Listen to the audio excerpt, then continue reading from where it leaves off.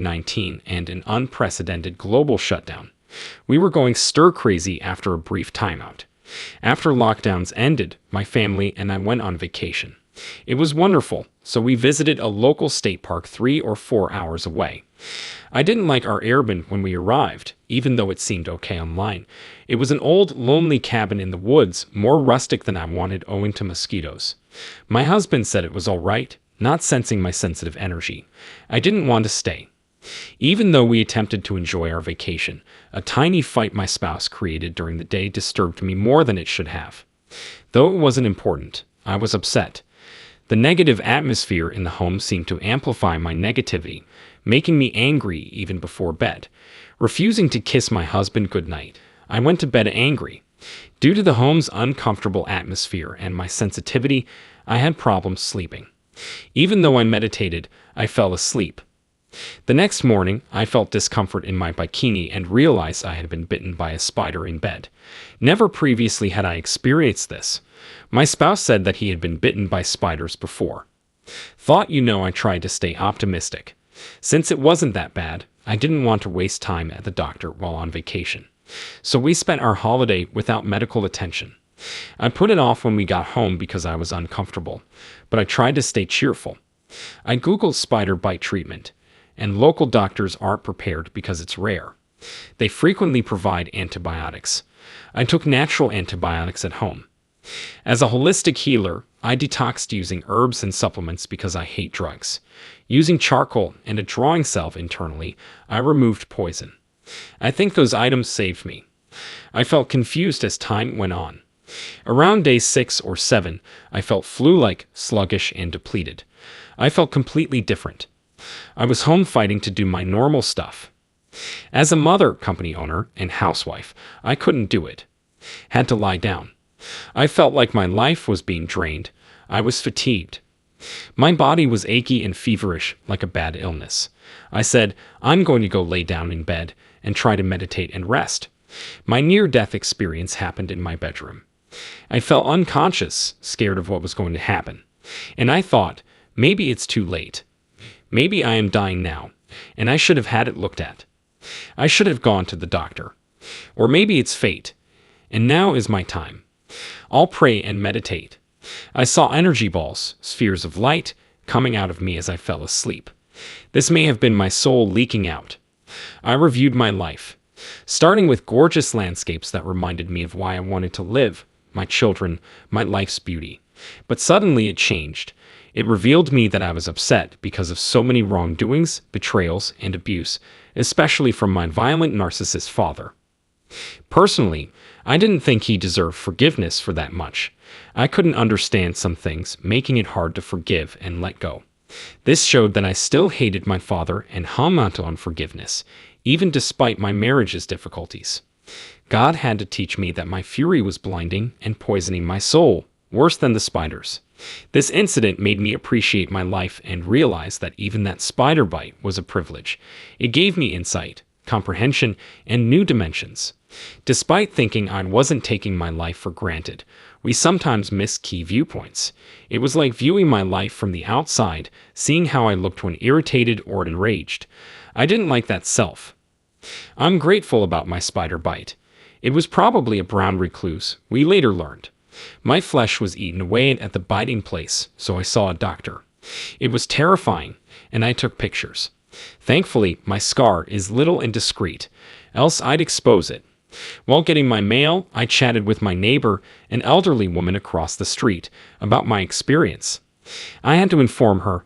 I didn't know her dad died from a spider bite when she was a child. 6 or 7 days after being bitten, he died.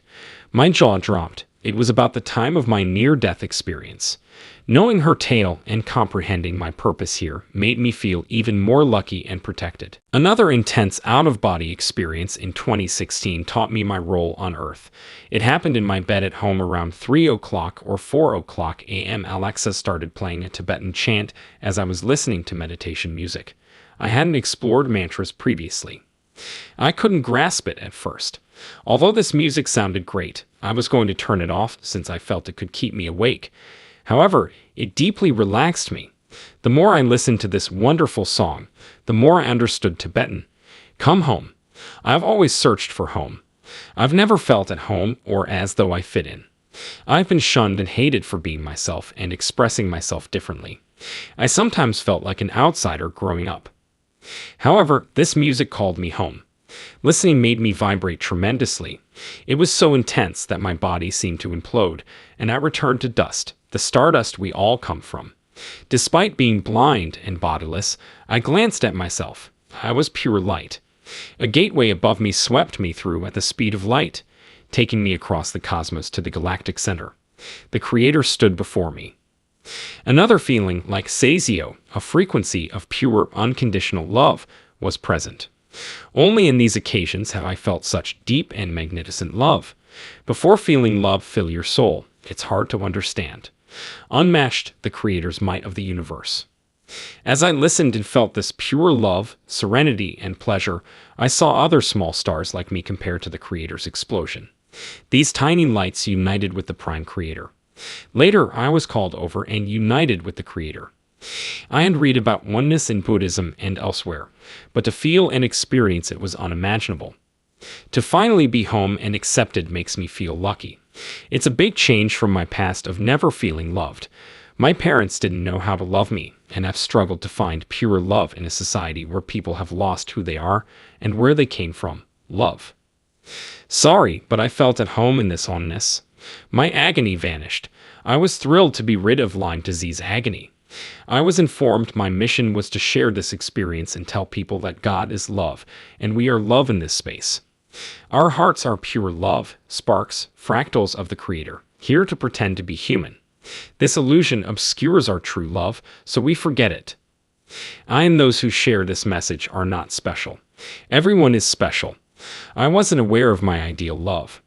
I bring that love, the sensation, vibration, energy, experience, back. I use it to love myself more and remind myself that the world isn't genuine if I don't feel worthy or loved. Only God's love is real. We must remember that love solves everything.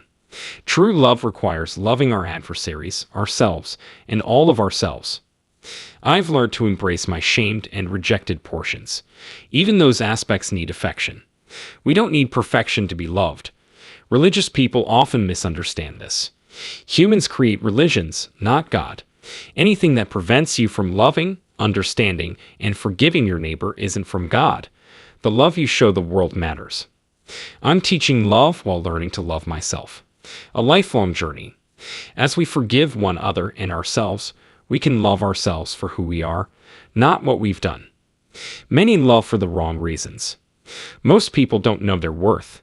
They think it's due to their good deeds or social status. But your existence makes you worthwhile. God is error-free. Your purity makes you worthy. Nothing you do or have done makes you unworthy. Each of us is redeemable. Since learning this, I'm no longer terrified of death. Long-term Lyme disease nearly killed me. People underestimate Lyme's severe effects. I've become a healer via my healing and awakening. Though I'm not there yet, it's helped me strive for excellence.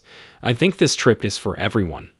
I teach that God wants us to reach our potential, believe in our dreams, and shoot for the stars.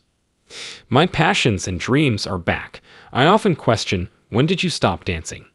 When did you stop singing? I sing and dance practically daily at home because I'm glad for life. Nobody should take their life for granted, including me. We can't control the world outside, despite its negatives and our personal and collective struggles. We can find peace, love, joy, and bliss within. This helps us enter heaven and connect with God. We've never been alone. Many love us. This world is a dream. Everything is fleeting. I've learned not to get tied to anything in this world, but I love and appreciate it and the universe. I try to be a humble messenger. A lovely world without greed, corruption, and race, religion, status, and gender divisions awaits us.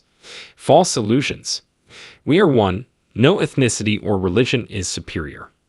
Our ideal world is one where we really grasp and remember this love and the Creator. More folks like myself wake up daily. I'm grateful to be here and on this adventure. My narrative should inspire hope and motivation. Better days are coming. Believe it. Keep love and our immortality in mind during hardships. Death does not exist. Our souls are immortal and part of the Creator's infinite vitality. Once you recognize this, you have nothing to fear. Though fearmongers and programs try to dominate us, we must remember that fear is a weapon for manipulation. Fear is used by governments, religions, and the media to control people. Above this, we must live in the love and freedom of knowing our actual nature. I've seen healing and healing technologies coming. True, better finance systems, such quantum ones, are coming. I trust GESARA and NDE. Some viewers may be familiar with that if you are. It is a non-corrupt financial system, unlike ours. Emerging healing technology and consciousness growth excite me. More people are waking up and asking, who are we really? We are a global family. My sister, we need to remember we're family again. Everyone's human. Buddhism says suffering is voluntary temporarily, and I agree. I hurt myself. I chose agony and suffering, so I loved it. People don't realize you can select and become your thoughts. Due to bad programs and individuals making me feel unwanted, despised, and hated, I believed them. Many believe those lies, including me.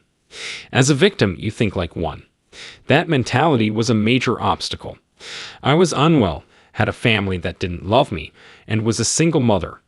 I felt like a victim. I think difficulties make you stronger, not easier. You get stronger and know it'll work out. We must remember that attachment generates sorrow. Being open, cheerful, and hopeful for an outcome is beneficial. What is life without love?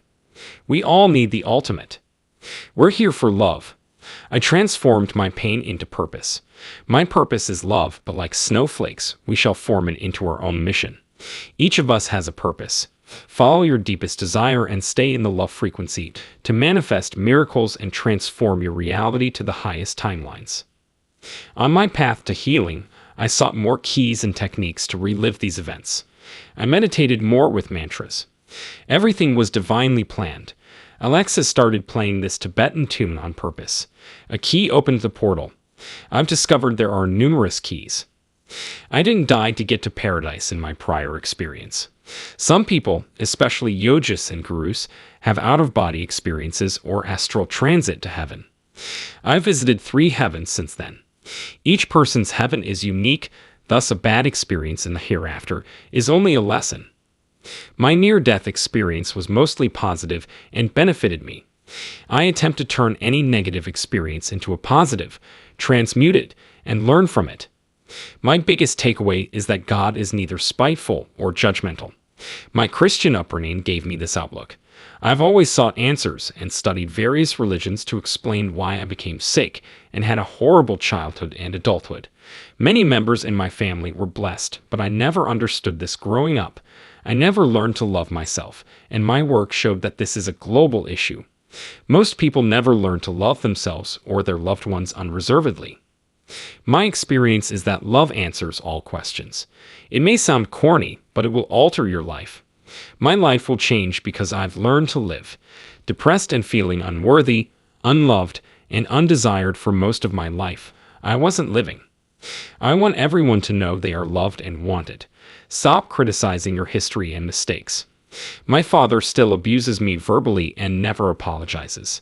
However, I've forgiven him. We must forgive those who never apologize. This tremendous experience brings peace. Holding on to resentment and unforgiveness is the reverse of love. Let love flow if we all follow this simple rule: love yourself and love your neighbor. The world would alter.